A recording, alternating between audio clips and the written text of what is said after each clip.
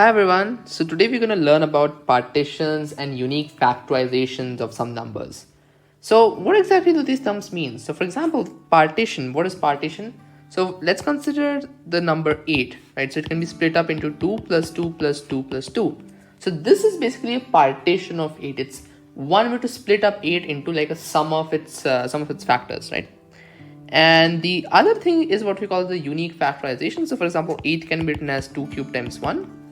So this is obviously the factorization of 8. This is the prime factorization of 8. But if we just consider the factorization without considering primes, we can also write 8 as 4 times 2. So this is obviously not unique. But yeah, as you'll go on to see later in this problem, we are going to talk about unique factorizations and unique partitions. So it's quite an interesting problem, and let's see how this goes. So this is problem number 2 from the Irish Math Olympiad in the year 1993. And in this video, we're going to be learning about partitions and the unique factorizations of a number. After that, we have exploration and an interesting result. So one of the things when you see these number theory combinatoric style problems is it's obviously like a good strategy to maybe explore the question a little bit before jumping onto some rigorous solution. And after that, we have some book sessions for National Math Olympiads, and at the end, a similar but challenging problem. This video is sponsored by Cheenta.com. Since 2010, Cheenta has trained thousands of students from all around the world in mathematical Olympiads, physics Olympiads, computer science and informatics Olympiads, ISI CMI entrances, and research projects for school and college students. Okay, so what does this state? So we have a positive integer n, which is called good, if it can be unique and simultaneously written as n is equal to sum of these quantities and the product of these quantities, where ai is a positive integer and k greater than or equal to 2, find all such good numbers. So basically what it's saying that n can be represented like this partition, a1 plus a2 all the way up till ak, and n can simultaneously also be written as this product, right? This factorization in a way, all the way up till ak. This need not be prime, right? Not necessarily prime. So it can be something like 4 times 2, like I was saying earlier as well. But they need to be simultaneously true. So these two quantities need to be equal and unique. I think this is the main thing. It needs to be unique. So uniqueness also needs to be satisfied. So I think before maybe making any rigorous claims or anything, a good way to do is maybe just exploration and just observation. Right? We'll just do a little bit of exploration and see if we can come across certain nice things over here. So what are we talking about? A positive integer n is called good, right? So maybe let's just consider a certain integer and let's just see if they're good or not. So let's check if they're good or not good, right? Let's say good or bad. And bad is obviously anything that is not good. So let's take some examples. So let's take the case where n is equal to 9. So can we write 9 as a sum and a product uniquely? So the easiest way to just check is prime factorization, right? So n is 3 squared. So I can write it as 3 times 3, and I can put a string of 1s at the end. So for example, 3 times 3 times 1 times 1 times 1, right? We have a string of 3 1s over here. And this can be equivalently written as 3 plus 3 plus 1 plus 1 plus 1. And these two quantities are equal, right? The sum is also 9, the product is also 9. I think now you get why I put those 1s at the end to kind of make the sum and product equal. But this will be good and only good if it is unique. If and only if it is unique. Now the only other way to kind of factorize 9 is when you have 9 and let's say a string of 1s. 1, 1, 1, dot, dot, dot, dot. Whatever it is. But when you write this as a sum, you'll obviously get 9 plus 1 plus 1 plus 1 and so on and so forth. The problem that happens over here is even if you have, let's just say 1, 1. So for example, if you write 9 times 1, well, when you write it as a sum, you will get 9 plus 1, and obviously these two are not equal to one another. Right, so therefore we have a unique sum. So this does not work, but this works. So therefore it is unique. So therefore 9 is good. Right, because any strings of 1, so basically the sum a1 plus a2 dot dot dot till ak is obviously going to be greater than the product for this particular factorization that we did. But the first one works and therefore it is unique and 9 is good. Maybe let's just take another example. Let's consider n is equal to 6. So 6 can be written as 3 times 2 times 1. And it can be written as 3 plus 2 plus 1. It's also a perfect number. So 6 is this works, right? This works, but we need to check for its uniqueness. Now 6 can only other ways be written as 6 times 1, and whenever you see these like strings of 1 at the end and just another number, you can see that this will be 6 plus 1, which will not be equal to 6. So therefore our factorization is unique, therefore 6 is good, right? Now maybe let's just consider a prime number. So we consider a perfect square, we consider a composite number. Let's consider a prime number, 7. So 7 can simply be written as 7 times 1. And it is obviously bad because this is not equal to 7 plus 1, right? So, well, 7 is bad because it can be only written in one way. It's a prime, right? Prime will only be written as prime and a string of ones. And whenever you have a string of ones and another number, whatever that number may be, it will never ever be good, right? So what does this mean over here?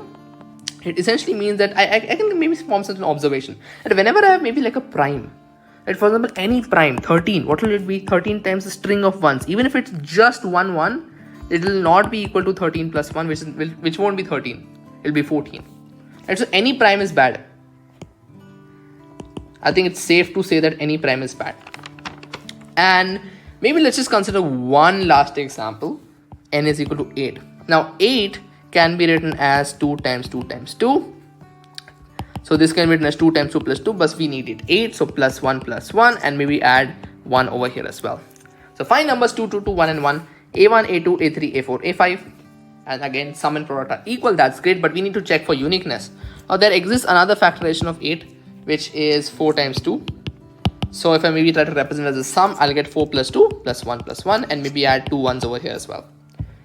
So we get 2 accurate pairs, therefore it is not unique, and hence 8 is bad, right? So do you actually see a trend over here? Any prime is bad. Okay, any prime is bad. What were the characteristics of the good numbers? 6 was good, right? 9 was good. What are the characteristics of good numbers? You had 2 primes over here. Even in 9, you really had 2 primes over here. Not necessarily distinct, but they were primes nevertheless, right? So maybe let's just make a claim. And you can try this for n is equal to 15, 17, maybe 16 as well. I think you can maybe explore this around as well. I would recommend you to do that so that you can get a better idea. But maybe we can make a claim, right? So the claim is that n belongs to natural numbers is good if and only if, okay, if and only if n is equal to p times q for primes p and q, p greater than or equal to q, and they are not necessarily distinct. Okay, so they can be the same, they may not be the same, it doesn't really matter, but it needs to be a product of 2 primes. And now we're going to look at the proof of it. So first let's maybe consider the reverse direction proof. And what do I mean by that? Well, what we're going to do is we are going to suppose that n is equal to pq with p and q primes and p greater than or equal to q, and then we're going to prove that n is good, right? So n is pq, and then we're going to prove that n is good. So this is kind of the reverse direction of the proof. But okay, anyways, so the number n, which is pq, what will it be? It'll be p times q times a string of ones, right? So times 1 times 1 times 1, some number of times. And this obviously needs to be equal to p plus q plus 1 plus 1 plus 1 certain number of times. And since these need to be equal, let's say we have m ones. So p times q times 1 times 1 times 1, whatever it is, it will obviously be 1, is equal to p plus q plus m times 1, which is m. So we'll get m is equal to pq minus p plus q. So these are the number of ones that we have over here. The string of ones, they are this many ones over here. So we have this much total ones. So this obviously holds for n is equal to pq. Then let's maybe check for uniqueness, right? Because we need to prove the uniqueness as well. So let there be another factorization of this number n. Let there be another factorization such that we have another set of AIs such that A1 greater than or equal to A2 greater than or equal to A3 all the way greater than or equal to AK, such that K is greater than or equal to 2 for the number n obviously. But since we have n is equal to PQ, the only other way that can be done is if you have A1 is equal to PQ and all the other AIs are actually equal to 1. Because P and Q are primes, right? The one consideration, the one like case you considered was like P times Q times a string of ones, 1 times 1 times 1, right? Which is equal to P plus Q plus 1 plus 1 plus 1, right? This was one case. The other case can really be to just group this P times Q and then have a string of ones. So consider this P times Q as a single entity, as a single number, which is the product of those two primes. So here we will have PQ as the single entity, like I was saying, not P plus Q, plus 1 plus 1 plus 1 plus 1. Again, let's say we have n times. That's right. But can this ever be equal? That's my question. We had observed, this is the case for the primes, right? Case for maybe like primes, like we had considered before for 7. So it doesn't necessarily need to be prime. So for example, let's just consider the number maybe 15, right? So 15 can be represented as 5 times 3, right? 5 times 3, and then you have a string of ones. So 5 plus 3, and then you will have 1 plus 1 plus 1 all the way up to 7 times. Correct? So you have, let's say, 7 ones, 1, 2, 3, 4, blah, blah, blah, 7 times. And they'll be equal to one another. But when you have this 15 is equal to 15 times 1, so whenever any of these other quantities, whenever you have one number and a string of ones, 1 times 1 times 1, any number of times, this will always be less than their sum. Right? 15 plus 1 plus 1 plus 1, any number of times. So therefore, in this case, basically what is happening, when you group PQ as one number, PQ, which is equal to the product, will actually be less than the sum. Right? The sum will always be greater than PQ, and this obviously holds for primes and the factorization 15, like I said before as well. Okay, so that I think concludes the proof of the reverse direction, and really what we did over here is we proved that if n is equal to PQ, product of two primes, then n is good. Right? This was the reverse direction proof. So we proved that one such case exists where it is good, and we proved that it is the unique case, no other case exists. Right? Now we move on to the forward direction proof. So what is the forward direction proof? So here we kind of need to prove that let's just assume that n is not equal to PQ. Right? N is not equal to PQ, and obviously n is a good number. So essentially here I'm going to try and prove by contradiction that n has to be PQ. Earlier we proved that if n is equal to PQ, then n is good. That was the reverse direction proof. And the forward direction proof is more like a proof of contradiction, where if n is not equal to PQ, then we are going to prove that n cannot be good. Okay? So if n is not a product of two primes, so if n is not PQ, then n is not a product of two primes. What does that mean? Well, it can be either a product of one prime, n is basically product of one prime, right? Or you can say that n is the product of three or more primes. We've considered two primes over here, so it can either be one prime or n is equal to product of three or more primes, right? Okay, great. So let's just maybe analyze these cases one by one.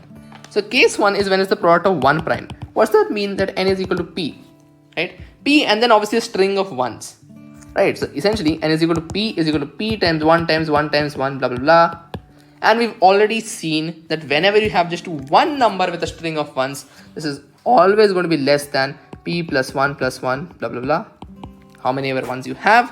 So therefore there's no solution over here, right?